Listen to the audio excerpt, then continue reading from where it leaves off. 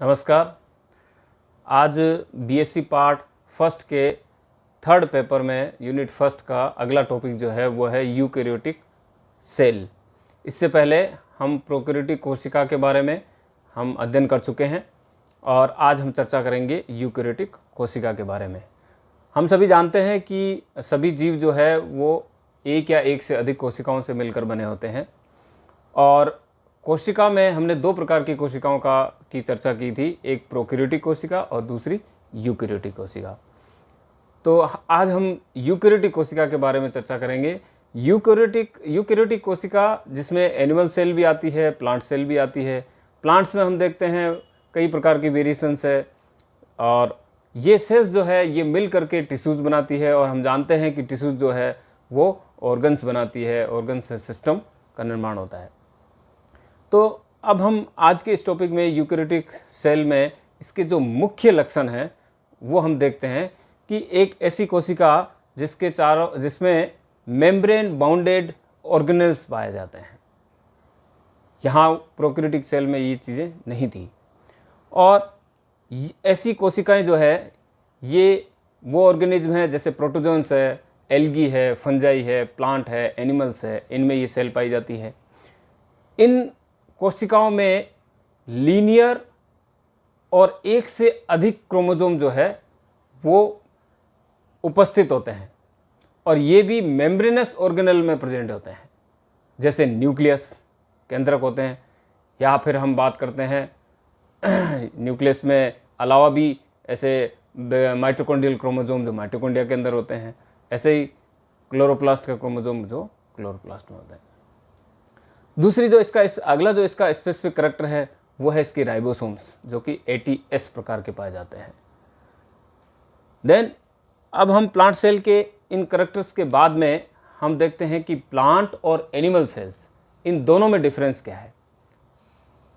तो plant cell और animal cells जैसा कि हम डायग्राम में देख रहे हैं, इन दोनों में मुख्य रूप से जो डिफरेंस आ रहा है वो आ रहा है सेल वॉल का। इससे आगे के जो वीडियो आएंगे उसमें हम सेल वॉल के फॉर्मेशन से लेकर के उसकी स्ट्रक्चर के बारे में हम पूरी चर्चा करेंगे। अभी जो है इसमें जो मुख्य डिफरेंस सेल वॉल का आया, तो प्लांट सेल में वॉल जो होती है वो सेल्यूलोज की बनी होती है और यही चीज़ हमने प्रोकैरियोटिक में देखा था, तो वहाँ पेप्टाइडोग्लाइकन की बनी होती है। तो यहाँ एक तो सेल वॉल का डिफरेंस है, बाकी अंदर जो है सेल मेम्ब्रेन होती है और दोनों के बीच में स्पेस पाया जाता है और ये चीज़ एनिमल सेल में नहीं होती है। अब ये अंदर के हम देखें तो कोशिका द्रव्य दोनों में पाया जाता है, इसमें बहुत सारे इंक्लूजन्स होते हैं, ऑर्गेनेल्स होते हैं। तो दोनों में ही हम देख रहे हैं इसमें डायग्राम में कि कई सारे ऑर्गेनेल्स होते हैं, मेम्ब्रेन बाउंडेड होते हैं, जैसे डबल मेम्ब्रेन न्यूक्लियस होता है, इसमें डिक्टियोसोम है। प्लांट के अंदर गोल्जी बॉडी को हम डिक्टियोसोम कहते हैं, एनिमल में उसको गोल्जिकाए कहते हैं। ऐसे ही एंडोप्लाज्मिक रेटिकुलम जो है वो होता है, वेसाइकल्स है, माइटोकॉन्ड्रिया, क्लोरोप्लास्ट और इसके अतिरिक्त सिंगल मेम्ब्रेन बाउंडेड माइक्रोबॉडीज भी पाई जाती है। अब प्लांट और एनिमल सेल के अंदर जो डिफरेंसेज में हम देखते हैं, वैक्यूल्स जो है वो प्लांट सेल में बहुत बड़ी बड़ी होती है और ये एनिमल सेल्स में जो है वो बहुत छोटी छोटी वैक्यूल या एब्सेंट होती है। दूसरा जो है हम अगला इसमें डिफरेंस ये देख सकते हैं कि शेप जो है वो दोनों में डिफरेंट हो सकती है, अलग अलग। एनिमल प्लांट में कई प्रकार की शेप्स की होती है और एनिमल्स जो है प्लियोमॉर्फिक कह सकते हैं, या एक कठोर या दृढ़ जो है वो सेल वॉल जो है वो एनिमल सेल में नहीं होती है, इसलिए ये लचीली होती है।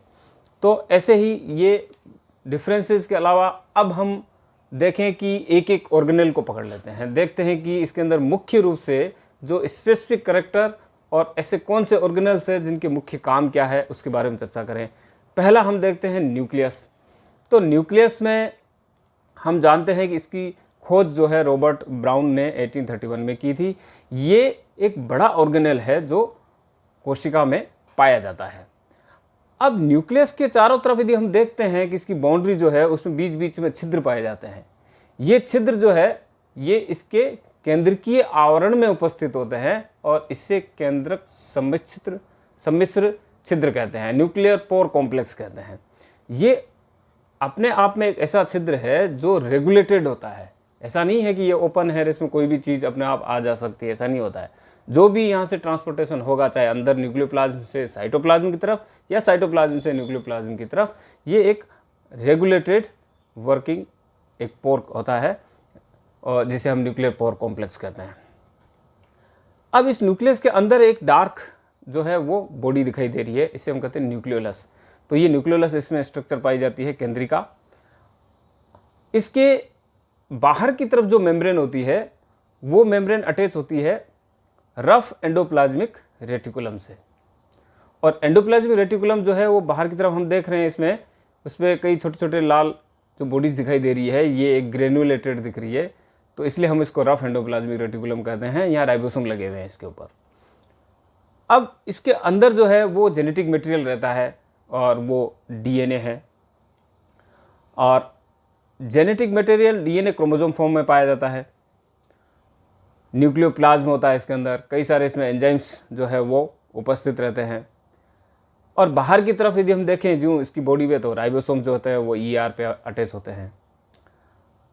न्यूक्लियस जो है वो इस कोशिका का एक कंट्रोलिंग बॉडी है, पूरी सेल की, उसकी स्ट्रक्चरल, उसकी फंक्शनल जितनी भी एक्टिविटीज़ होती है उन सबको ये कंट्रोल करने का काम करता है। और साथ ही जितनी भी जो हेरिडिटी इंफॉर्मेशन होती है उनको भी ये मेंटेन रखता है, और इसमें सब पाई जाती है न्यूक्लियस के अंदर। जनरली सेल के अंदर एक ही न्यूक्लियस होता है, लेकिन कुछ ऐसी सेल्स होती है जिसके अंदर मोर देन वन न्यूक्लियस पाए जाते हैं। अब हम दूसरा ऑर्गेनेल लेते हैं, वो है माइटोकॉन्ड्रिया। माइटोकॉन्ड्रिया जो है इसे कोशिका का शक्ति गृह कहते हैं, power house of the cell. और इसकी डिस्कवरी के बारे में, इसके नामकरण के बारे में कई बार कॉम्पिटिटिव एग्जाम में या एक एक लाइन के क्वेश्चन जो है वो यूनिवर्सिटी के एग्जाम में भी पूछे जाते हैं।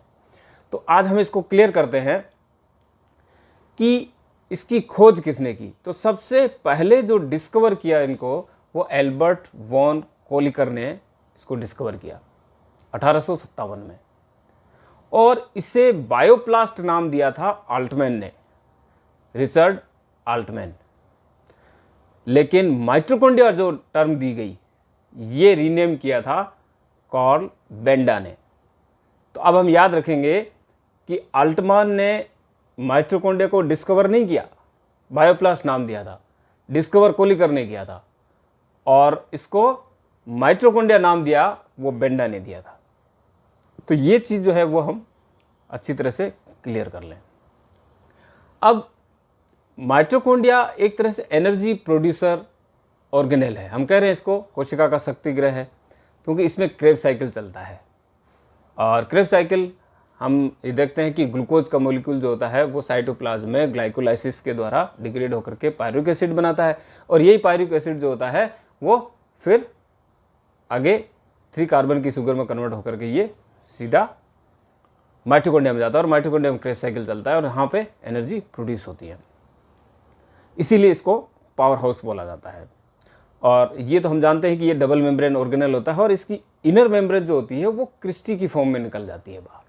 तो क्रिस्टी की फॉर्म में निकलती है, तो ट्यूबुलर जो क्रिस्टी जो होती है वो प्लांट सेल में पाई जाती है। और ये क्रिस्टी जो होती है जिसके ऊपर कई छोटे छोटे पार्टिकल्स लगे होते हैं, जिसे हम ऑक्सीसोम कहते हैं।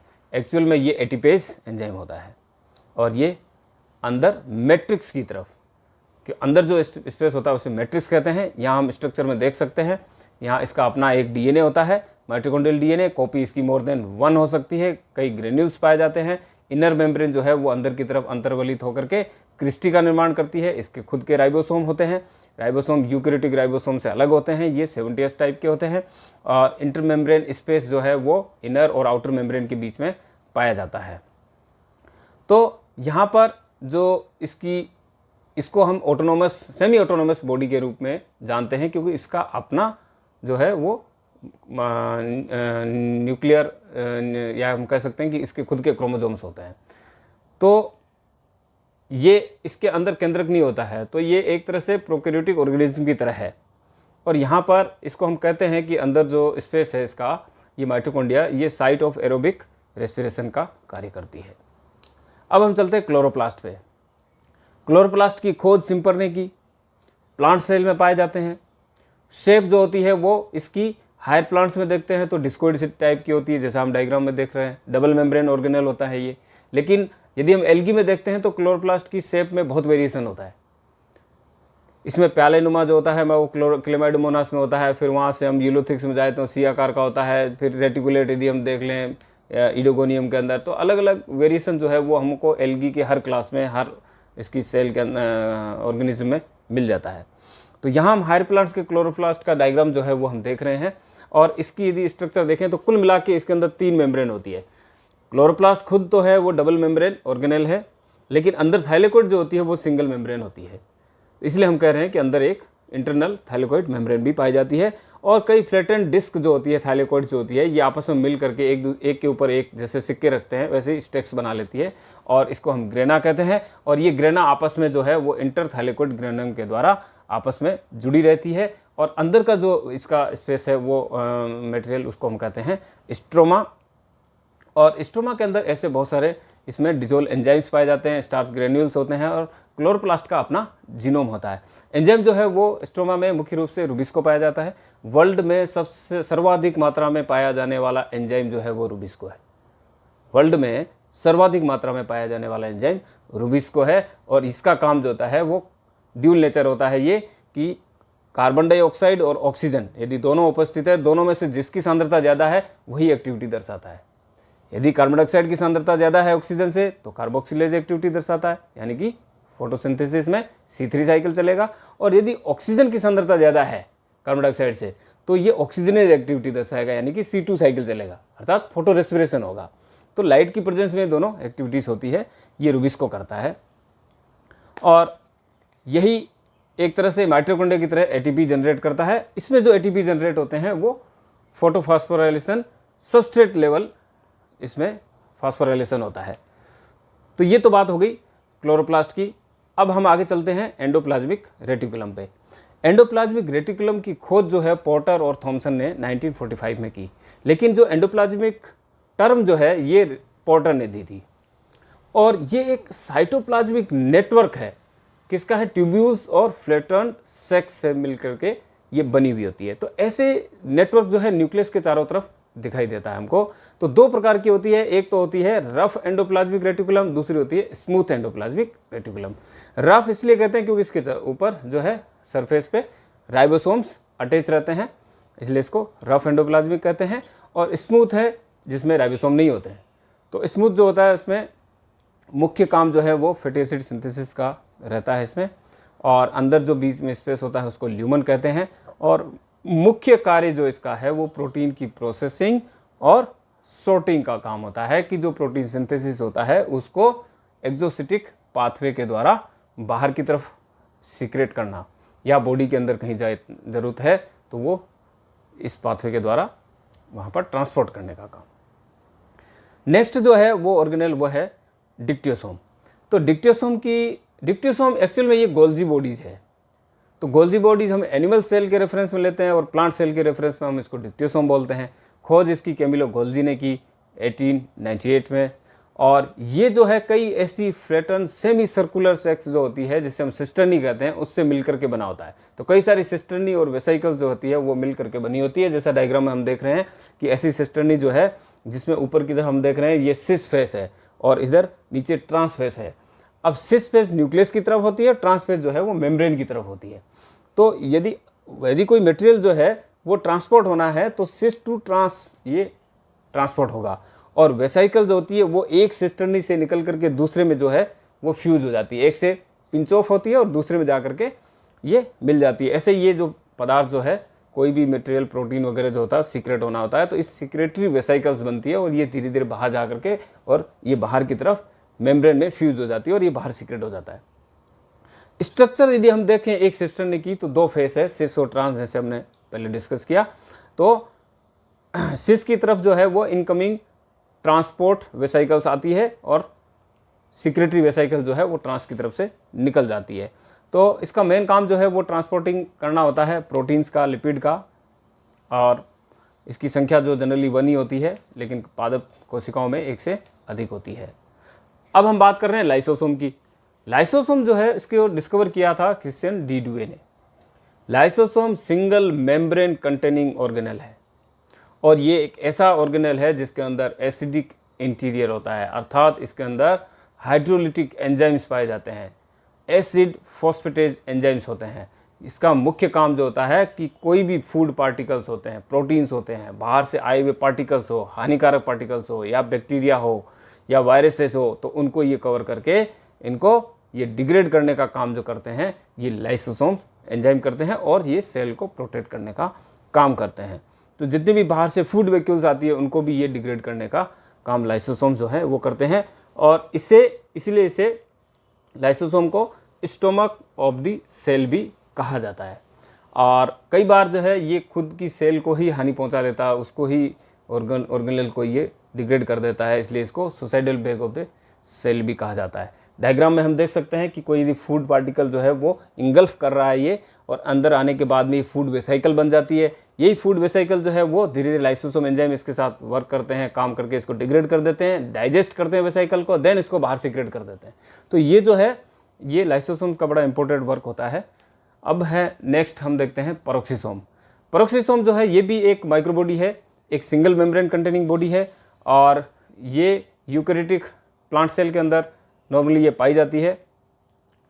ये एक्चुअल में एक ऑक्सीडेटिव ऑर्गेनेल है, यानी कि यहाँ ये ऑर्गेनेल ऑक्सीजन को एक को सबस्ट्रेट के रूप में यूज करती है, और ये हाइड्रोजन पेरोक्साइड जो है उसको बनाती है। और हाइड्रोजन पेरोक्साइड पेरोक्सिसोम के अंदर ही, क्योंकि हाइड्रोजन पेरोक्साइड खुद जो है वो काफ़ी हानिकारक होता है और तुरंत ही कैटेलेज एंजाइम उपस्थित होता है और इसको डिग्रेड कर देता है। तो मेजर जो इसका फंक्शन जो है वो है कि फैटी एसिड चेंज जो होती है उसको ब्रेक डाउन करना थ्रू बीटा ऑक्सीडेशन के द्वारा, जो कंप्लीटली जो है हर बार साइकिल में 2 कार्बन निकलते हैं कार्बन डाइऑक्साइड ग्रुप में, और ये लास्ट में उसको पूरे फैटी एसिड को कार्बन डाइऑक्साइड एंड वाटर में कन्वर्ट कर देता है। तो इस प्रकार हम एक यूकैरियोटिक सेल को देखते हैं, डिस्क्राइब करते हैं, जिसमें बहुत सारे मेन जो ऑर्गेनेल्स है उसके बारे में हमने आज चर्चा की। और अगले वीडियो में हम इसमें प्रोकैरियोटिक यूकैरियोटिक दोनों के बीच में डिफरेंस क्या है, सेल मेम्ब्रेन क्या है, सेल वॉल क्या है, इस पर चर्चा करेंगे। तो थैंक यू वेरी मच। अब आपको ये वीडियो अच्छा लगा हो तो हमारे चैनल को सब्सक्राइब कीजिए और इसको अधिक से अधिक शेयर कीजिए।